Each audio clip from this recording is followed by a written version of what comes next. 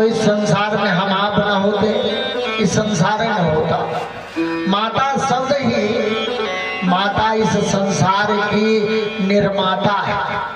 और माता पिता के ऋण से मुक्त होने का केवल एक ही उपाय है, जिस उपाय को आज आप अपने कुटुंब के साथ लिए बैठे। बाकी माता के ऋण से संसार में कोई मुक्त होने वाला नहीं है। माता बच्चे की प्रथम पाठशाला है। जिसने अध्यापन कार्य का डिप्लोमा बीएड पीटीसी किया है उसको भी पढ़ाया जाता है कि बच्चे की प्रथम पाठशाला उसकी माँ है। माँ अपने बच्चे को जैसा ज्ञान देती है बच्चा उसी तरह बनता है। प्राचीन इतिहास एक है कि तुंगभद्रा तटे पूर्वम अभूतमुत्तमम् यत्र वर्णा स्वधर्मे सत्य कर्म तत्परः आत्मदेवा पुरे तस्मिन् सर्ववेद विशारदा श्रोत्य स्मारतो निष्णातो द्वितीयो युभास्करः। तुंगभद्रा नदी आज भी कर्नाटक राज्य में है और उसे अब वो तुंगभद्रा जलाशय के नाम से जानी जाती है, झील के नाम से। आंध्र प्रदेश में कृष्णा नदी में जाकर के मिलती है। उसी पर नागार्जुन सागर है और वही मछली पट्टनम शहर बसा है। अनुपम नगर नाम का एक गांव था। आत्मदेव नाम ब्राह्मणा सर्ववेद विशारदा। आत्मदेव नाम का ब्राह्मण था, सभी वेदों में विशारद हासिल था। स्वावाक्यम नित्यम सुंदरी कुलोद्धवा लोक वार्ता पूरा प्रायसम बहुजल्पिका। और उनकी धर्म पत्नी थी प्रायः बहुजल्पिका। धुंधली थी नाम, उनका नाम धुंधली था और बहुत बोलती थी। कोई भी व्यक्ति अगर समाज में, गांव में, घर में, परिवार में ज्यादा बोले तो समझो पहले कि ये झूठ बोल रहा है,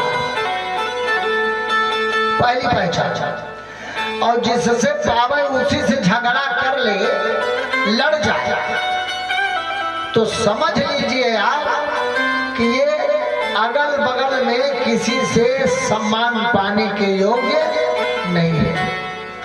लोक वार्ता रता बहुजल्पिका, संसार की वार्ता में लगी हुई शूरा बहादुर भी थी। और कलह प्रिया कृपणा, बड़ी कंजूस थी और झगड़ा लड़ाई उसका प्रिय था। आत्मदेव षटकर्म निपुणः विप्रो मंत्र तंत्र विशारदा। और पतिदेव उनके 6 कर्म कराने वाले थे। पहला विद्या देना, दूसरा विद्या लेना, तीसरा यज्ञ करना, चौथा यज्ञ करवाना, पांचवा दान देना, छठवां दान लेना। ये सारे कर्म करने चाहिए, तभी ब्राह्मण तो अच्छा माना जाता है। पंडित जी धर्म कर्म खूब करें लेकिन घर में उनके कोई संतान नहीं थे। यस्य गेहे संततिं नास्ति दिग्कुलं संततिं विना धनम संततिं बिना। जिसके घर में संतान ना हो समझो बहुत बड़ा पितरों का प्रकोप है। अब अगर घर में संतान नहीं है तो संतान के बिना कुल को धिक्कार है, संतान के बिना जन को धिक्कार है, संतान के बिना धन को धिक्कार है, संतान के बिना जीवन बेकार है। अब आत्मदेव जी तो दुखी रहेंगे कि मेरे पास कोई संतान नहीं है और संतान के बिना मैं इधर उधर भटक रहा हूं। बेचारे आत्मदेव जी विचार करते हुए भी जिस घर में संतान ना हो उसके द्वारा दिया गया जल उसके पितर ग्रहण नहीं करते। एकदा साधु जो दुखम गृहम त्यक्त्वा वनं गतः, बस उनके मन में बड़ा दुख हुआ और आत्मदेव जी ने दुखी जीवन व्यतीत करने से अच्छा मरने की ठान ली। गृहम त्यक्त्वा वनं गतः, घर को छोड़ दिया और जंगल की तरफ चले गए। दोपहर का समय था, प्यास बहुत सता रही थी, लेकिन संतान के दुख से दुखी जल पी करके एक जलाशय के किनारे गए, बैठा शोक कर रहे थे। तभी एक सन्यासी आ गए कि पीता जलम निष्णात प्रजा दुखेन कर्षितः, मुहूर्तादपि तत्रैव सन्यासी कश्चिद् आगतः। वहाँ एक सन्यासी बाबा आए, आत्मदेव जी बैठे थे। आत्मदेव जी के दुख का कारण पूछा। कभी भी आप ध्यान दीजिए, अगर किसी की आंख में आंसू हो और चेहरे पर दुख की लकीर दिख रही हो तो भगवान की कृपा होती है, लोग उसका कष्ट पूछते हैं। अब अगर कोई हंसना शुरू करे, तेजी के साथ हंसे, हाहा करके ठट्ठा मारे, तो लोग उसके ऊपर क्रोध करते हैं और क्रोध करने के बाद उसका मजाक उड़ाते हैं। अब इस प्रकार आत्मदेव को दुखी देख करके मनसा वाचा कर्मणा, मन से, वाणी से और कर्म से व्यथित उस ब्राह्मण को देख करके ऋषि पूछने लगे कि कहा तो तुम कौन हो? आत्मदेव बोला कि धिग जीवनम प्रजाहीनम धिग गृहम संततिम बिना धिग धनम चागपतस्य धिग कुलम संततिम बिना। का महाराज, जीवन को संतान के बिना बेकार कहा जाता है, धन को संतान के बिना बेकार कहा जाता है। बिना धन के कुल को धिक्कार, पुत्र के बिना धन को धिक्कार और पुत्र के बिना जीवन बेकार। अब मैं इतना भागा हूँ कि पालिते या मया धेनुः सा बन्ध्या सर्वथा भवे। जिस गाय को पालता हूँ वह भी बांझ हो जाती है, गाय के भी बच्चे नहीं होते। वृक्ष लगाता हूँ वह भी फल नहीं देता है, और यदि मैं फल ला करके घर रख दूं तो वह फल भी सड़ जाता है। इतना सुनकर के सन्यासी ने कहा कि संतते सगरो दुखम अपांग पुराजथा रे मुंचते कुटुंबासाम सन्यासे सर्वथा सुखम। कहा तुम कुटुंब की आशा छोड़ दो। बेटे के लिए महाराज सगर को बड़ा दुख उठाना पड़ा, इसलिए कुटुंब की आशा त्याग दो और सन्यास में ही सर्वथा सुख है। हे ब्राह्मण, 3 प्रकार के पुत्र बड़ा दुख देते हैं। एक पुत्र पैदा न हो और दूसरा पैदा हो करके मर जाए, और तीसरा पैदा भी हो, मौजूद भी हो, बड़ा मूर्ख हो, उल्टे काम करे। आत्मदेव जी सोचने लगे कि हमारे भाग्य में कौन सा पुत्र है। जब इतने जानकार आप हैं तो महाराज ये भी बताओ। ऋषि ने समझाया कि कुग्राम बासा कुलहीन सेवा कुभोजनम क्रोधमुखी च भार्या मूर्खश्च पुत्रो विधवा च कन्या विनायगिनी सत्प्रदहेता। का कुग्राम बासा, अगर गंदे गांव में निवास मिल जाए लोग अच्छे ना हो, कुग्राम बासा खराब गांव में रहना पड़े, और कुलहीन सेवा, किसी नीच के द्वारा आपको सेवा लेनी पड़े, और कुभोजनम, भूख लगी हो, भोजन खराब मिल जाएगा सहला, और क्रोध मुखी च भार्या, पत्नी अगर मिल जाए और हमेशा क्रोध की अग्नि में ही जला करे तो कोनो मशीन तो लाग नहीं कि जानता है ऐसा ही सब फारी में खाए, जब बोलो तब वो फारी में खाए। क्रोध मुखी जा भारिया, क्रोध में रहने वाली पत्नी। अब मूर्खस्य पुत्रो, बेटा हो जाए लेकिन महामूर्ख। आप कहो बेटा अयोध्या जाना है तो जगदीशपुर में खड़ा है।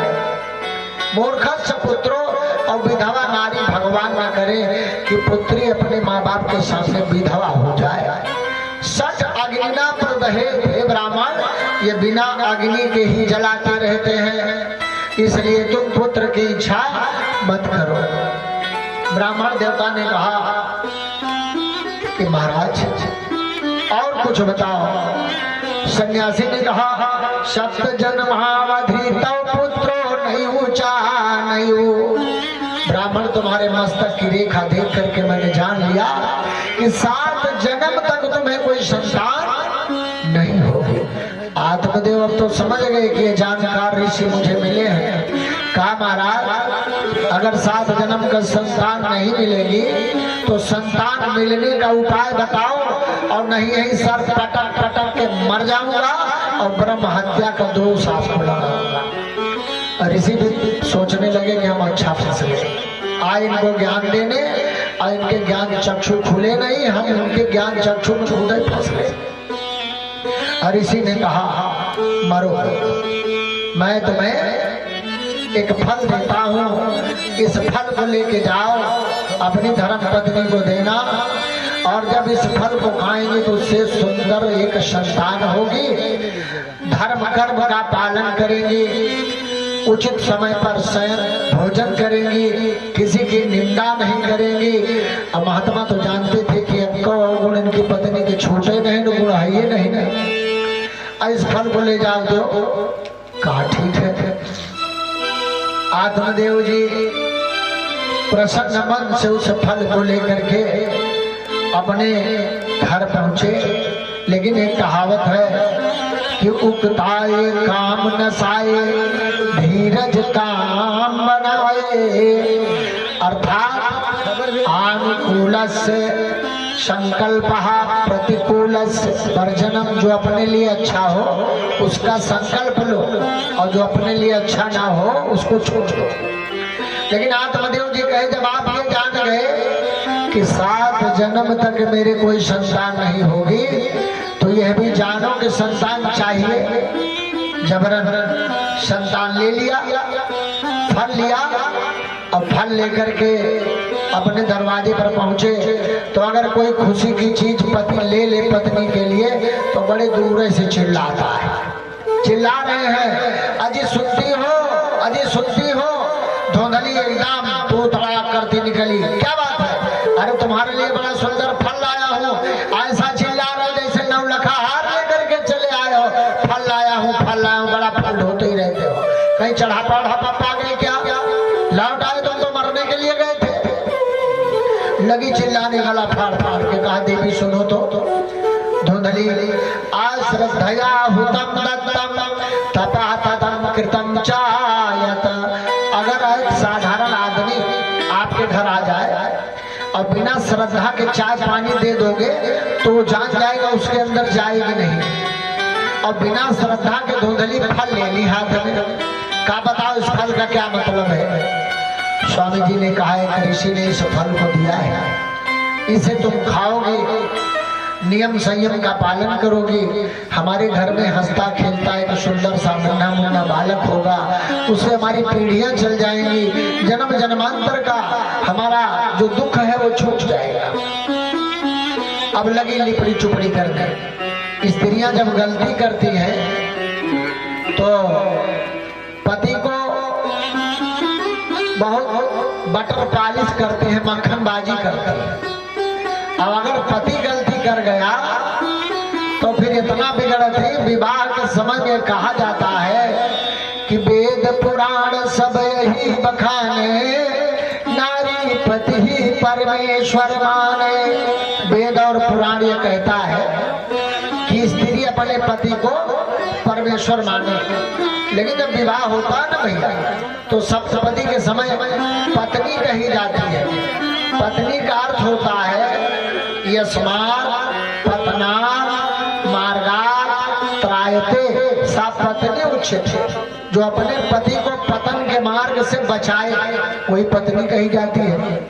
लेकिन ये स्त्रियां अपने भगवान के लिए इनका यज्ञ शब्द जैसे गिफ्ट में भगवान ने गिफ्ट है। ये एक चीज कहा थी कि हम ही ने शायद तुम्हारे साथ गुजारा करते, बाकी जब तो हर सहू रहा है कि क्या होता है। अभी भैया यजमान राकेश तुम सुन थो हम सुनी थे दूबे सोगा थी जोगा थी तोरी सोगा थी मोरी, इस सब के लिए रखा है। अब अगर आज से ये प्रक्रिया शुरू होगी, आरती करेंगी, आरती की थाली रखेंगी तो हर पत्नी अपने पति का पैर छुएगी। एकदम पक्का दूरदृष्टि पक्का इरादा, इसको करना पड़ेगा। अभी लगातार छूते रहिएगा। अगर हम यहाँ कह देंगे पत्नी से कि आप अपने पति का पैर छुओ तो खड़ी होकर उनके थोड़ी देर सामने निहार कर वो छुए नहीं ना सोचा चेहरा बदल जाएगा गोड़ छुए पे। थोड़ी देर के बाद फिर ये सब अब अगर गांव में कोई ठग आ जाए, बाबा साधु किराए वाला हम लोगों की तरह पंडित, तो जानकर तो उनके ससुर के गोड़े में बैकुंठ आकर खोद के उठा ले जाए भैया। और जबकि अंतिम दिन माए पंडित गाय के चला जाते हम परदेसी फकीर किसी दिन याद करोगे। इनके झंझट में मत फंसिए, बैकुंठ नहीं मिलने वाला है। बैकुंठ मिलेगा अपने पति के चरणों में। लक्ष्मी जी हमेशा अपने भगवान नारायण के चरणों के पास ही बैठी मिलती है। अगर स्त्री पति का पैर छूती रहे सवेरे उठ करके तो उस घर में कभी भी दुख नहीं आएगा, किसी चीज की कमी नहीं होगी। बदलते देख लेंगे आप जीवनचर्या को। पहली बार तो भैया राकेश जी हमारे घर नहीं गए थे, लेकिन दुबे जी खूब अच्छे से जानते हैं। हमारे घर पे छप्पर था। अगर आग लग जाती तो सवेरे हमें भोजन दूसरे के यहाँ करना पड़ता।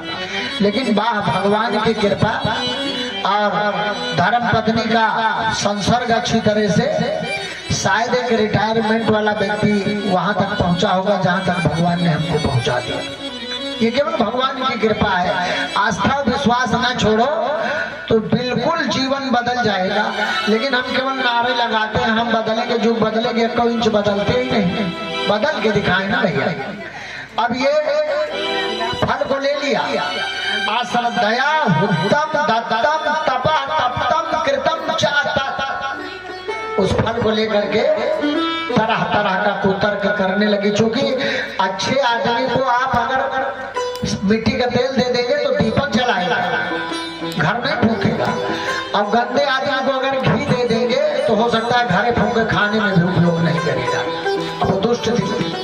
ऋषि का दिया गया फल उसे हाथ में लिए खड़ी है, और जैसे जो रहता है उसी तरह उसके संगी साथी भी हो जाते हैं। वैसे उसके मित्र पड़ोसन आई और धुंधली को देखी तो कहा, धुंधली आज तो बड़ी व्यग्र दिख रही है, बड़ी दुखी दिख रही है, क्या कारण है? धुंधली हंसने लगी और कहा, हमारा पति जो बूढ़ा पागल हो गया, सठिया गया है। बुढ़ापे में इनको संतान की चिंता है। एक फल लाए, भला बताओ फल से कभी किसी को संतान हुआ है क्या? अपनी सखी से बात कर ही रही थी कि उनकी एक बहन भी आ गई। अब पहले लोग जब विवाह करते थे बेटे का तो ननिहाल तक पता करते थे। A for age, B for body, C for character, D for demand, E for education, F for family। लेकिन अब लोग केवल डिमांडे की बात करते हैं तो बहुत परेशान होते हैं। एजुकेशन अब परिवार जो अच्छे लोग हैं देख रहे हैं, ऐसा नहीं है कि सब एक उसमें चल रहे हैं, लेकिन ज्यादातर डिमांड वालों का आप कोर्ट में खड़े हुए लोगों को जब देखेंगे, डिमांडे वाले को देखेंगे। आपके उत्तर प्रदेश के तीसरे बड़े लोगों में अनिल सिंह आते हैं। हम साक्षी हैं, उनके चौथे भाई का विवाह बिना दहेज के हुआ है। यहाँ तक कि लड़की लेकर के वो लोग होटल में आए, खाने पीने का सारा खर्चा इन्होंने दिया। अब आप विचार कीजिए, ऐसा भी त्याग है। और यहाँ जिसके पास गाड़ी चलाने को खड़ी करने का मौका नहीं है, वो सब बिल्कुल हवाई जहाजें चाहिए। ये नहीं कोई पूछता कि लड़की भी किसी काम की है। पहले लोग कन्या ढूंढते थे, अब धन ढूंढते हैं। लड़का अगर नौकरी करता है तो कहा लड़की नौकरी दोनों कमाई है तब ठीक है। और बूढ़ा बूढ़ा जब मरे लगे बना के खवाए भैया, इनका सीधा अनाथ आश्रम में जाए पड़े, वही जा रहे हैं। ये कभी कोई पूछते नहीं, ये भी तो जानना चाहिए। अब धुंधली अपनी बहन से कह रही बहना ये तुम्हारे जो जीजा जी हैं पति नहीं कहते, अब तो इंग्लिश मीडियम होगा भैया, वाइफ पूरी लाइफ लेके चौपट वही है वाइफ। अंग्रेजी में हस्बैंड हंसी हंस के बैंड पूरी जिंदगी बजावत हुआ हस्बैंड बना घूमता है। पतिदेव रही नहीं गए भैया, हस्बैंड जगह हंसी हंस के एक बैंड दिन भर आ जाता है। सास के भोजन के स्वाद मिले कि ना मिले, सब्जी अपने काटता है। यही हमारी एक यजमान थी दूबे जो खूब देखे हैं CDPO साहब, उनके पतिदेव डॉक्टर थे लेकिन कमा दू जने रहे। CDPO धाऊ समाओ कुर्सी दे के वो सब्जी काट के छौकत रहे, कब्बू बनावा खा के नहीं पाए। क्या कष्ट है उनसे, तो लगेगा राकेश भाई कि हम ही आप ठीक है, कम से कम कुछ तो सुख है। अब धुंधली कह रही है बहन ये फल और तुम्हारे बहनों की इच्छा हमारे स्वामी की इच्छा, और इस फल से बच्चा। बहन हंसने लगी और कहने लगी कि खावे पहिरे ते ढोंगते, खावे पहिरे ते ढोंगते, ये जोगी अवधूत कहर बहिनी कबहु न होत देखे फलन से पूत। कार्य बहन ये जोगी बड़े ढोंगी होते हैं, आज तक फल से हमने कहीं बच्चा पैदा होते नहीं देखा है। और तुम चिंता कर रही हो, चिंता कर रही हो इससे बच्चा होगा। अब आदमी अगर कोई गड़बड़ चीज पाता है तो उसको खुद नहीं खाता, तो कहा फिर कहा इसको जो दरवाजे पे 5 गाय खड़ी है उसको खिला दो, पता चल जाएगा कि इस फल में कितना पावर है, और तुम इसके झंझट में मत पड़ो। तो कहा जो हमारे पति की इच्छा है उसका क्या होगा, कहा चिंता मत करो। अगर आप पूरे जीवन धन इकट्ठा करो अब अपने ऊपर या बच्चों के ऊपर खर्च मत करो, तो अंत में उस धन की गतिर भवत तृतीय तीसरी गति होगी, दूसरे क्यों लेके जाएगा। कंजूस का जान धन में रह करके निकलेगा और धन दूसरे कोई फूकेगा और उसको भी वो बर्पा नहीं करेगा। इसलिए जब धन ईश्वर दे रहा है लक्ष्मी को उचित स्थान पर निरंतर लगाते जाइए तो धन आते जाएगा।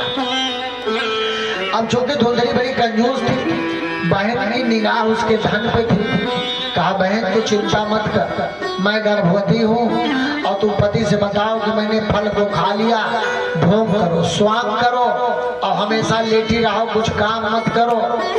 अब अपनी बहन ननद को मंगा लो तुम्हारी सेवा करे। कहा चुप चुप ननद की बात मत कर, अरे वो बड़ी चोरटी जहाँ घर की चाबी पाई पता नहीं क्या क्या उठा के लेके भाग, मत नाम ले उसका, बिल्कुल नाम मत ले। चुप हो गई, पड़ोसी चुप हो गई। बहना सोचने लगी कि अब हमारा विश्वास जम जाएगा। कहा बहन तू चिंता मत कर, मैं गर्भवती हूँ और तू गर्भवती का केवल बहाना कर, काम मत कर, पंडित जी भी खुश रहेंगे, कोई काम नहीं लेंगे। और जब समय आ जाएगा तो चुपके से बच्चा मैं रहस्यमयी ढंग से तुम्हें दे दूंगी, शोर मच जाएगा कि लड़का पैदा हुआ, तुम्हारे पति की भी इच्छा पूरी हो जाएगी और तुम्हारी भी बात बन जाएगी और बेटे को मैं भेज करके कहूंगी मेरे बच्चा पैदा हुआ, मर गया, लालन पालन के लिए मुझे बुला लेना। तो जवन रोगी के मन भावे वह वैद बतावे। ये सब जानो बैरिन के पेड़े के रही बहिन बहिन भैया, तो आम कहाँ से फलेगा उसमें।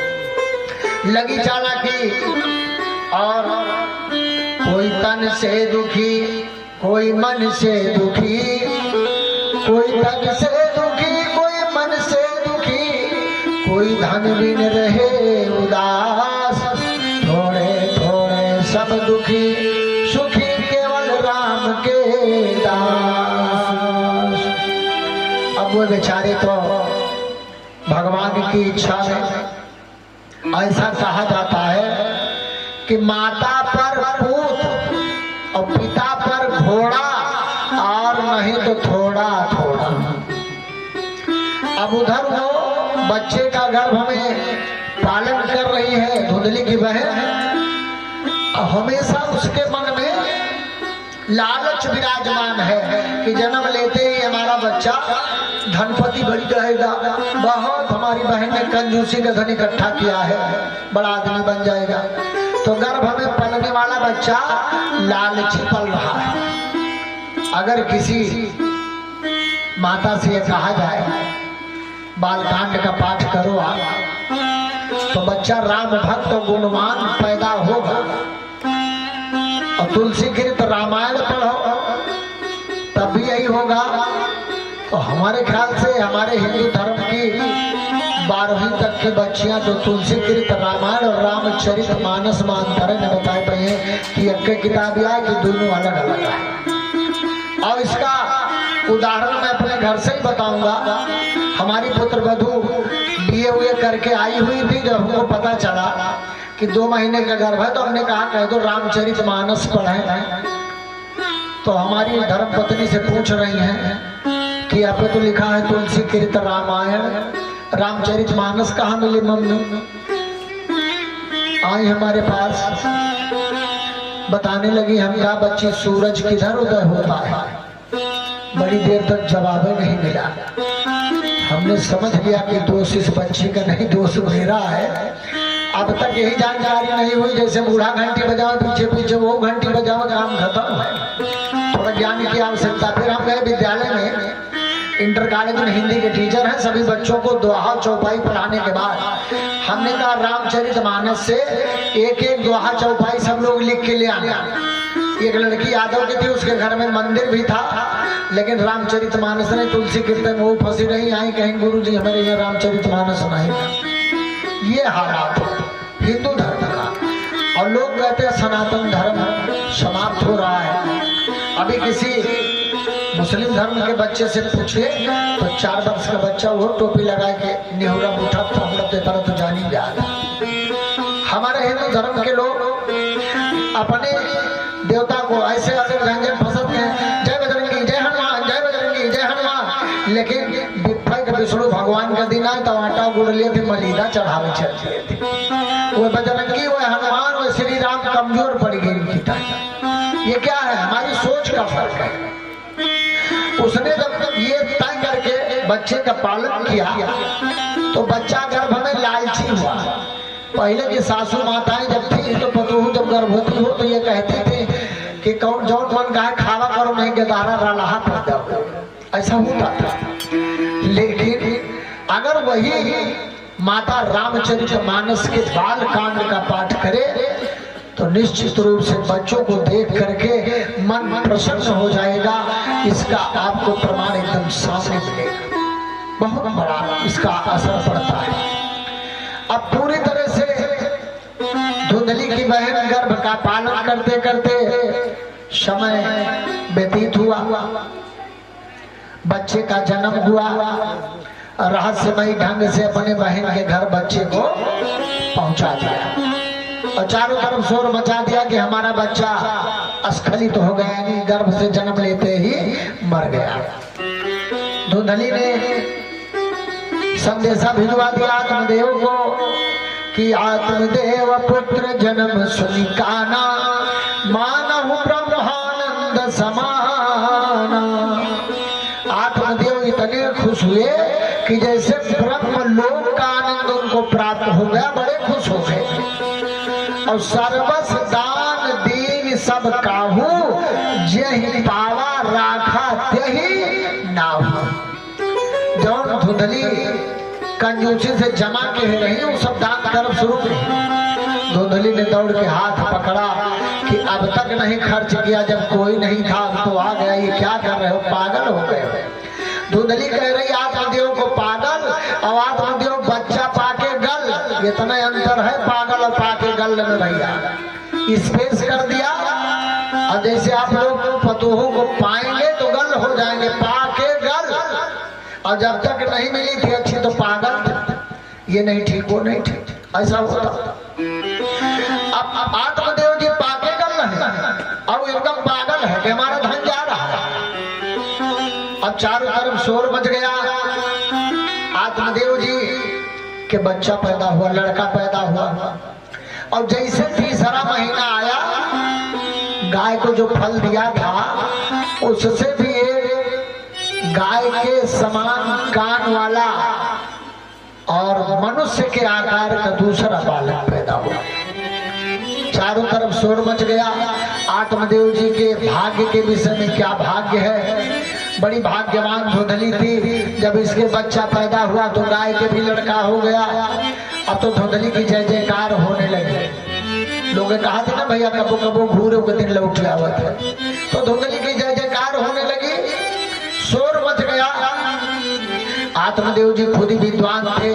गाय के समान कान वाले उस बच्चे का नाम गोकर्ण रखा और धुंधली के बेटे का नाम रखने के लिए गए। धुंधली तुरंत फाड़ खाई, कहीं चुप रहो, हमारे बेटे का नाम तुम नहीं रखोगे। कहा ठीक है आप ही रख लो। दक्षिणी भारत में आज भी माता पिता के नाम से जुड़ा नाम रखा जाता है। तो धुंधली धुंधकारी इति नामना परितिष्ठितम, धुंधकारी ऐसा नाम रखा। और धुंधकारी कहते हैं जहाँ गोधूली बेला हो जाए, जहाँ गौधुलिया हो जाए, उसी का नाम धुंधकारी धुआं।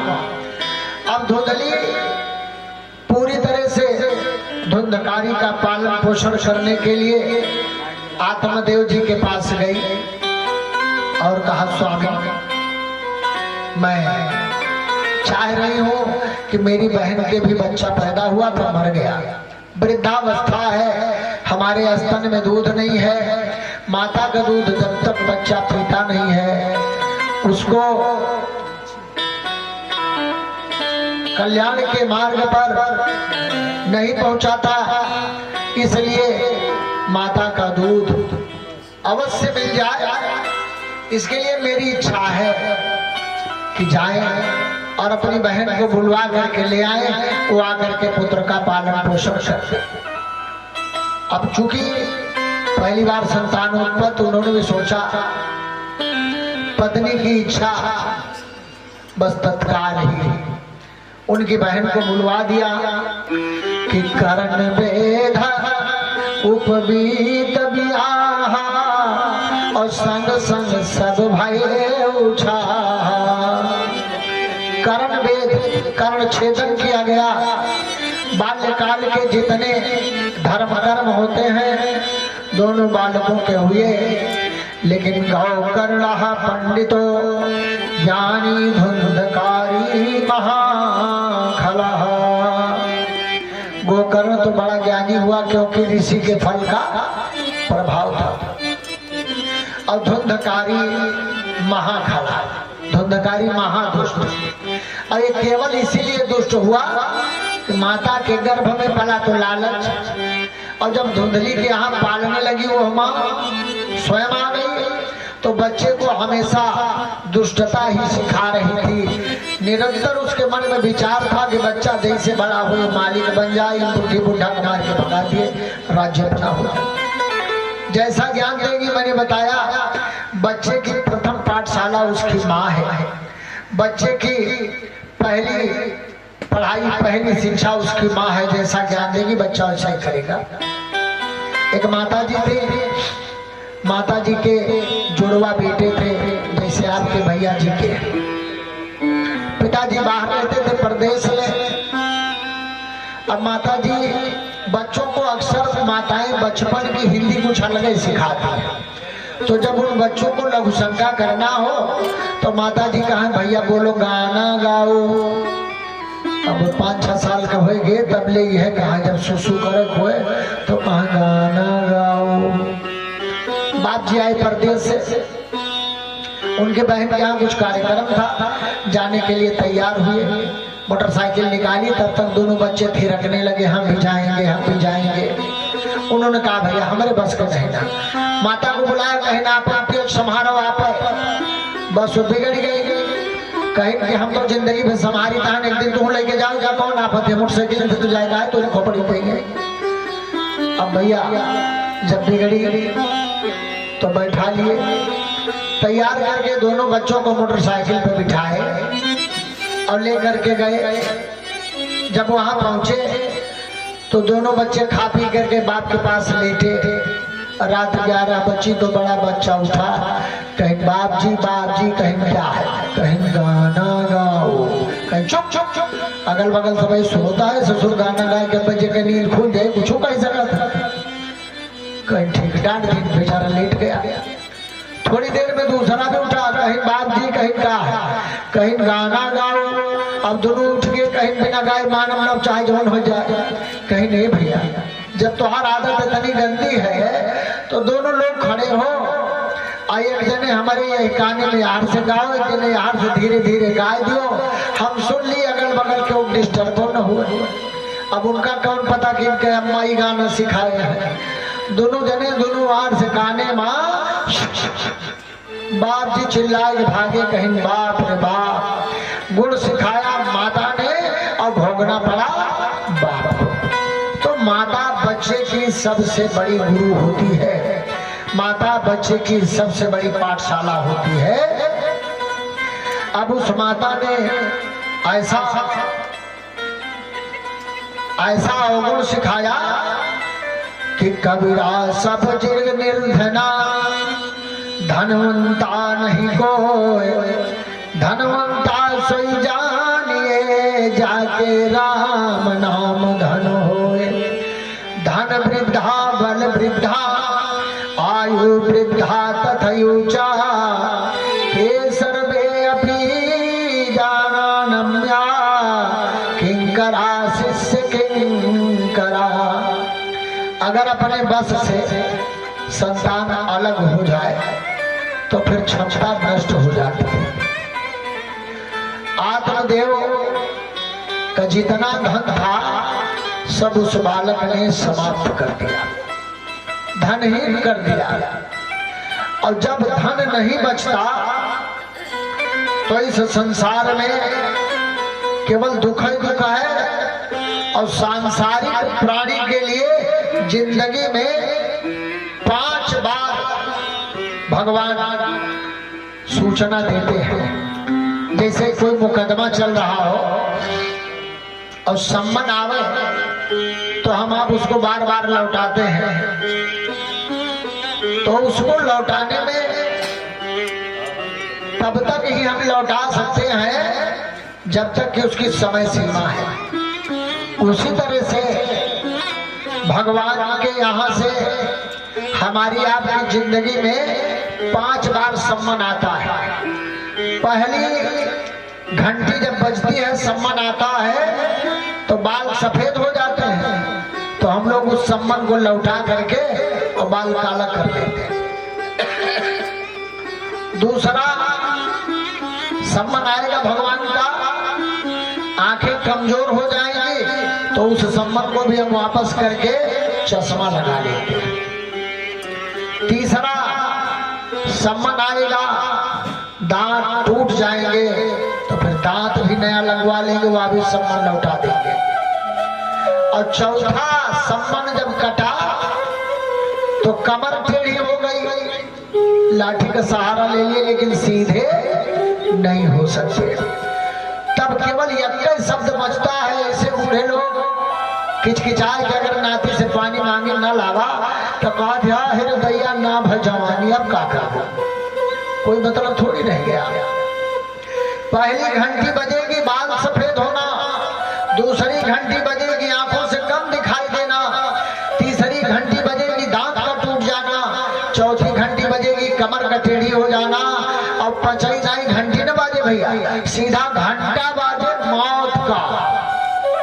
और जब मौत का घंटा बजा तो फिर उसका कोई उपाय नहीं। इसलिए जीवन रहते जब ये सम्मन आवे तो इनको स्वीकार करके लड़ाई लड़ते रहो, लेकिन धीरे धीरे भगवान के प्रति स्वभाव विनम्र बनाओ। और जो विनम्र होता है बहुत दिनों तक जीवन जीता है, जो कठोर बनता है उसकी आयु कम हो जाती है। इसका उदाहरण हमारे आपके शरीर में है। जब जन्म लेते हैं हम तब से जीभ साथ में रहती है और मरने के बाद साथे में जाती है। दांत कठोर होता है, बाद में आता है और पहले की सांस छोड़ के भाग जाता है। कठोर की आयु कम है। उसी तरह से परिवार के प्रति विनम्र बनो, भगवान के प्रति विनम्र बनो, समाज के प्रति विनम्र बनो, संसार के प्रति विनम्र बनो तो दीर्घजीवी बनोगे और भगवान की कृपा हो जाएगी। पिता को अपने दुखी देखा, गोकर्ण जी ने बड़े परेशान हुए और अपने पिता के पास आकर के कहते हैं कि हे पिताजी, नाचाइन्द्रस्य सुखम किंचित सुखम चक्रवर्तिनः सुखमस्ति विरक्तस्य मुनेरेकांत जीविनः। का पिता, आप निरर्थक दुखी ना हो। इस संसार में आप जिसको देखोगे वही दुखी है। कि दीन कहाँ धनवान सुखी, धनवान कहाँ सुख राजा तो भारी, राजा कहाँ महाराजा सुखी और महाराजा कहाँ सुख इंद्र को भारी। इंद्र कहाँ मोते ब्रह्म सुखी और ब्रह्म कहाँ विष्णु को सुख भारी। तुलसीदास बिचारी कहाँ, तुलसीदास बिचारी कहाँ, राम नाम बिना सब जीव दुखारी। इसलिए हे पिता, जिस प्रभु ने इस सृष्टि को रचा है, जिस भगवान ने इस सृष्टि को बनाया है, अंत में ये मान के वही सृष्टि को चला रहा है, उसकी शरण में जाना पड़ेगा। इसलिए आप इसी समय उस परमात्मा की शरण में चले जाओ। तो अपने बड़े पितर भगवान की आत्मदेव जी को समझा रहे हैं गोकर्ण जी और कह रहे हैं कि कस्य माता पिता कस्य भार्या सहोदरा, अर्थ कालेन संबंधा का कस्य परिवेदना। यहाँ कस्य माता कस्य पिता, यहाँ कोई किसका कितने दिन का माता है, कितने दिन का पिता है, उसकी एक सीमा बंधी है। हम सब आरती करते हैं तो कहते हैं तुम हो एक अगोचर सबके प्राण पति। पति माने भगवान और प्राण माने प्राणियों का श्वास। सबके श्वास का भगवान तो वही है, सबका माता पिता भाई बंधु सब वही है। आत्मदेव जी को गोकर्ण जी समझा रहे हैं कि जन्म दुख जरा दुखम, दुखम जाया पुनः पुनः, अंतकाले चा महा दुखम तद जाग्रही जाग्रही। का पिता, जन्म दुख में ही होता है, जीवन मरत दुषा दुख होई। जन्म होते समय बच्चे का माता का दोनों का प्राण संकट में होता है। जन्म दुखम और जरा दुखम और बुढ़ापा और दुखदाई होता है। और जाया दुखम पुनः पुनः, पत्नी का बिछोह बार बार दुख देता है। जीवन साथी कहा जाता है, केवल पत्नी पति के साथ पूरे खानदान को छोड़ के अकेले उसी से जुड़ने के लिए आती है। और अगर पति पत्नी बिछोह हो जाए, अलग अलग हो जाए, तो इससे दुखी जीवन और है ही नहीं। अंतकाले च महादुखम। पिताजी, अब अंतिम समय में तो आपके लिए और बड़ा दुख आएगा। तस्मात् जाग्रह जाग्रह, इसलिए जाग जाग जाओ। समझाते हुए कह रहे हैं कि वैराग्य ले लीजिए। बीत रागी से सा वैराग्य, संसार की चिंता छोड़ के भगवान के शरण की तरफ थोड़ा सा बढ़ जाओ तो ही वैराग्य है। और कहने लगे कि बैराग ले लिया दादा, बैराग ले लिया दादा, अरे उम्र भई गई ज्यादा, बैराग ले लिया दादा, उम्र भई गई ज्यादा, बैराग ले लिया दादा, उम्र भई गई ज्यादा, बैराग ले लिया दादा। ओ भाव भक्ति अपने मन में बोलना, भाव भक्ति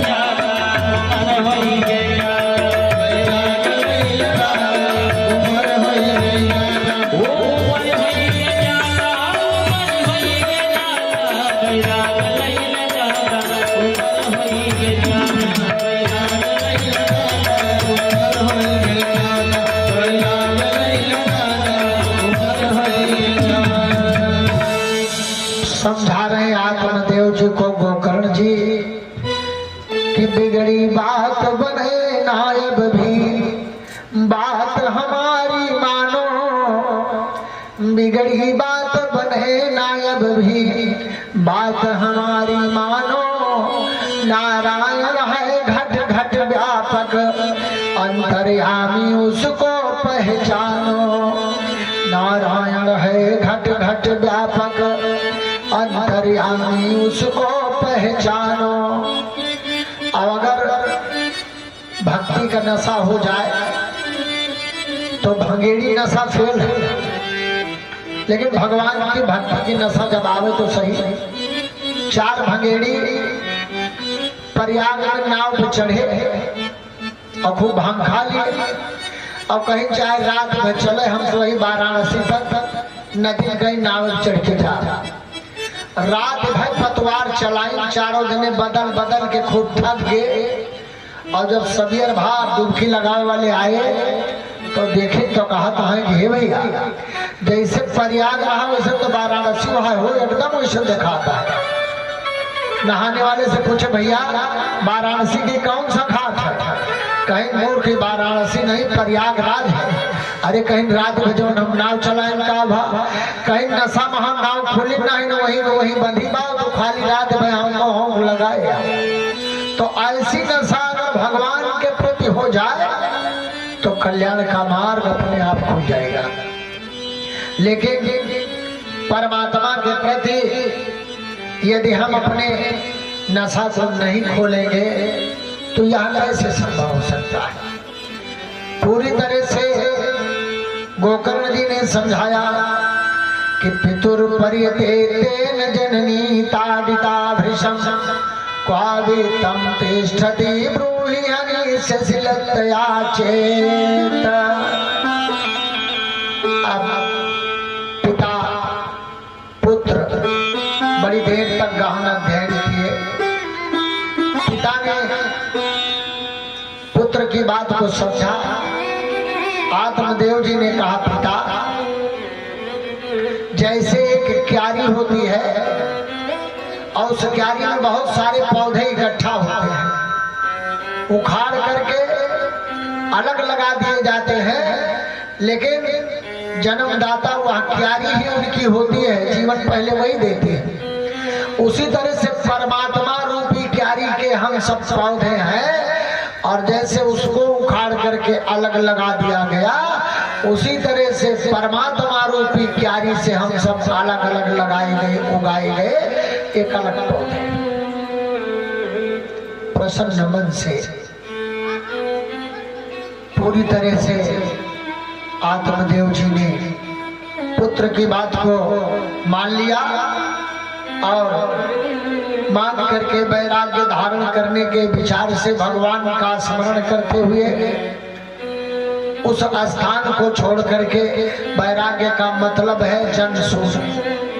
वैराग्य हम घर में भी ले सकते हैं, कुछ पल के लिए एकांत स्थान पर बैठ करके भगवान की निश्चल भक्ति कर ले, वही वैराग्य। वैराग्य का मतलब जंगल ही नहीं है, साधु का मतलब बड़े बड़े दाढ़ी वाले ही नहीं है, साधु का मतलब सज्जनता है। और व्रत का मतलब उपवास ही नहीं है, व्रत का मतलब प्रतिज्ञा है। अगर आप घर के एक श्रेष्ठ मालिक हैं तो घर के सारे लोग आपसे खुश हो जाए, यही आपका व्रत है, यही आपकी प्रतिज्ञा है। देश सेवा करने के लिए राजनेता व्रत लेता है, भले ही लूट के खा जाए देश को, फिर वो अपनी प्रतिज्ञा से अलग हो गया। और हम